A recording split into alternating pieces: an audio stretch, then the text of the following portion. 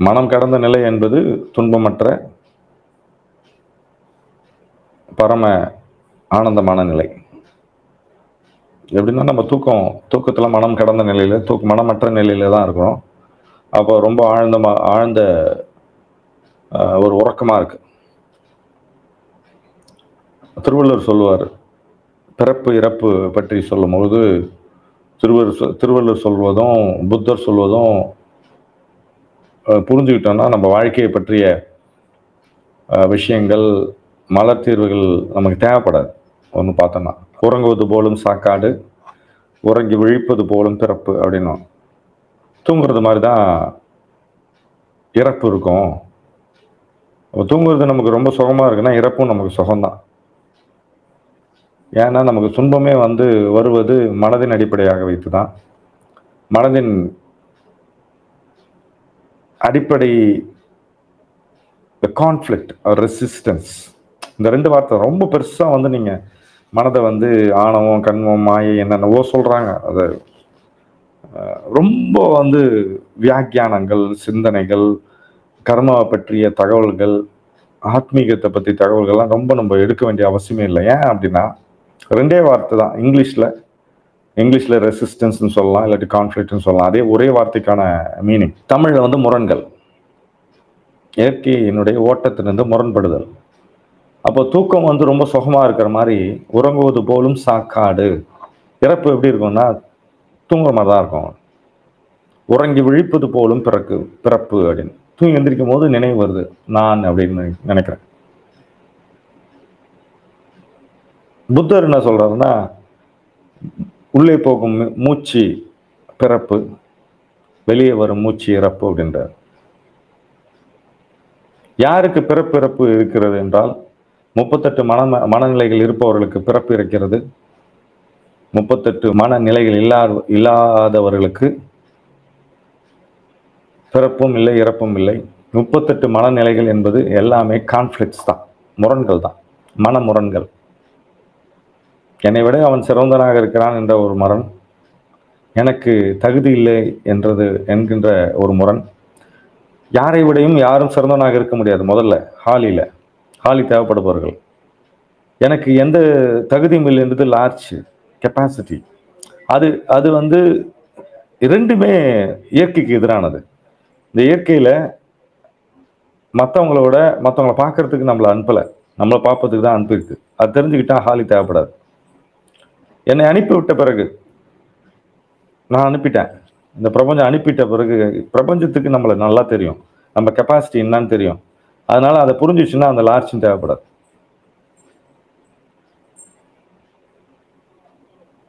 கொஞ்சம் கூர்ந்து கவனிச்சிங்கன்னா உங்களுக்கு புரியும். மலத்தீர்வுகள், நம்ம உலகத்தில் இருக்கிற மலத்தீர்வுகள் நிறைய பேர் நிறைய விஷயங்கள் சொல்லிட்டு வராங்க. அதை பற்றி நம்ம பேசவே இல்லை. நாம் தொடர்ச்சியாக 3 ஆண்டுகளாக சற்று மாறுபட்டு பேட்ச் எந்த நிலையில் உண்மையை உணர்ந்தாரோ, பிரபஞ்சம் எந்த வகையில் அவருக்கு வழிகாட்டியதோ, அதன் அடிப்படையில் நம்முடைய தனிப்பட்ட வாழ்க்கையில் என்னுடைய அனுபவத்தை ஒட்டி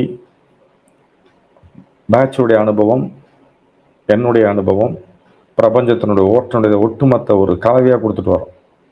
பேட்ச் இது மட்டுமே கொடுக்குறேன்னு நான் சொல்லலை. ஏன் ஒவ்வொரு ஞானிகள் பிறக்கும் பொழுதும் அங்கே மாற்றம் உருவாகுகிறது என்றால், புத்தர் மட்டுமே போதுமானவர், இயேசு கிறிஸ்து மட்டுமே போதுமானவர். ஏன் ரமணர் வர்றாரு, ஏன் ராமகிருஷ்ணன் வர்றாருன்னா, இந்த எக்ஸ்பீரியன்ஸை அந்த காலகட்டத்துக்கு ஏற்ற மாதிரி சொல்லுவதற்கான தேவை இந்த உலகத்துக்கு இருக்கிறது.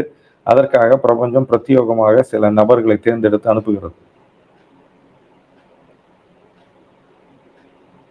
We differ from the existing thought forms of batch flower remedies. இப்போ இருக்கிற இதில் ஆனால் பேட்ச் சொன்ன அது அடிப்படை know thy self, heal thy self, இதெல்லாம் எந்த காலத்திலையும் மாறாது, டிஃபர் ஆக முடியாது.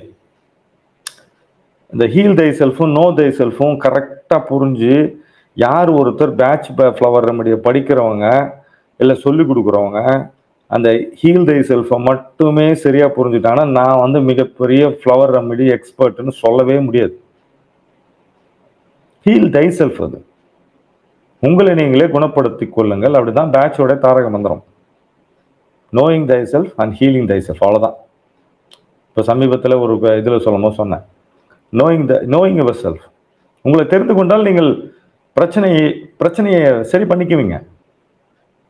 ஏன் எனக்கு ஜுரம் வந்துச்சு, ஏன் எனக்கு வயிற்று வலி வந்துச்சுன்னு தெரிஞ்சு போகிறோம். இன்னைக்கு நைட்டு நல்லா சாப்பிட்றோம், மொத்தமாக நிறைய சாப்பிட்டுட்டோம். எப்பயுமே கிடைக்காத உணவு கிடைக்குதுன்னு சாப்பிட்டுட்டோம்.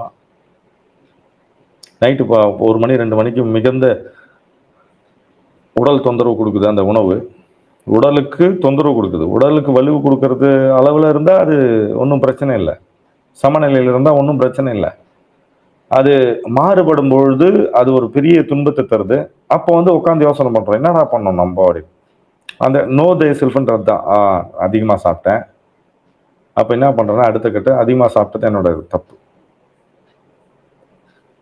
இப்போ நமக்கு தெரிஞ்ச என்னோட தப்புன்னு ஒரு ரெமடியை சுட்டி காட்டுவோம். அது காட்டேன். Once you know yourself, you will heal yourself. அது நடக்காத வரைக்கும் பக்கத்தில் போய் பிச்சை எடுத்துன்னு தான் இருப்போம். எனக்கு சொல்லிக் கொடுங்க சார், இந்த ரெமடி என்ன சார், இது யாருக்கு சார் வேணும், இது எப்படி சார் வரும், அப்படி சார் விடும், அப்படி எல்லாத்தையும் கேட்டுனே இருப்போம். அதனால தான் நம்ம ஒவ்வொரு மனிதருக்குள்ளேயும் வாழ்க்கையில மாற்றத்தை ஏற்படுத்த வேண்டும் என்று பிரத்யேகமாக அவர்களிடத்தில் செல்லும் விதமாக நம்மளுடைய திட்டங்களை வடிவமைத்துட்டு வரோம். பொது வெளியில நம்ம அதிகமா இதை பத்தி நிறைய பேசி குழப்பி வச்சிருக்காங்க. புக்கில் இருக்கிற மெட்டீரியலு அந்த கான்செப்ட் எடுத்து போட்டு ஆன்சர் சொல்றதுக்கெல்லாம் நம்ம இல்லை. இட் இஸ் டோட்டலி இன்ட்யூட்டிவ், உள்ளுணர்வு அடிப்படையில் வேலை செய்யுது. நம்ம ரெமெடி ஒன்று பேரை சொல்லுவோம், எடுக்கும் போது வேற ரெமெடி வரும். எடுக்கும் போது எந்த ரெமெடி வேற வருதோ அதுதான் அவங்களுக்கான ரெமெடி இருக்கும். ஏன்னா வார்த்தைகள் என்பது இன்டலெக்சுவல் அடிப்படையில் வர்றது. ஆனால் கை தொடர்றதுன்றது வைப் அடிப்படையாக வருது, வைப்ரேஷன் அடிப்படையாக வர்றது. ஃப்ளவர் ரெமெடி சிஸ்டம், மேலை நாட்டிலேருந்து வரக்கூடிய ஃப்ளவர் ரெமெடி ரைட்டா, இல்லை ரெமெடி நான் கொடுக்குறது ரைட்டா, நான் கொடுக்குறது ரைட்டான்னு சிந்திக்காதீங்க. நீங்கள் கொடுக்குறது எல்லாம் ரைட்டு தான். ஃபஸ்ட்டு இங்கே வாங்குறது ரைட்டா, இங்கே வாங்குறது எல்லாம் ரைட்டு தான். ஃப்ளவர் ரெமெடி என்ன பண்ணும் அப்படின்னு கேட்டாங்கன்னா உங்களுக்கு தரும்.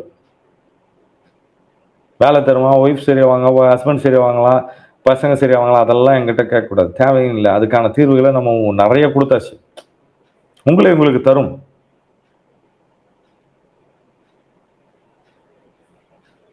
ஃப்ளவர் ரெமெடி பரப்பணும் அந்த வேலை நமக்கு கிடையாது. ஃப்ளவர் ரெமெடி பரப்புற அளவுக்கு நம்ம ஒன்றும் பெரிய ஆள் கிடையாது.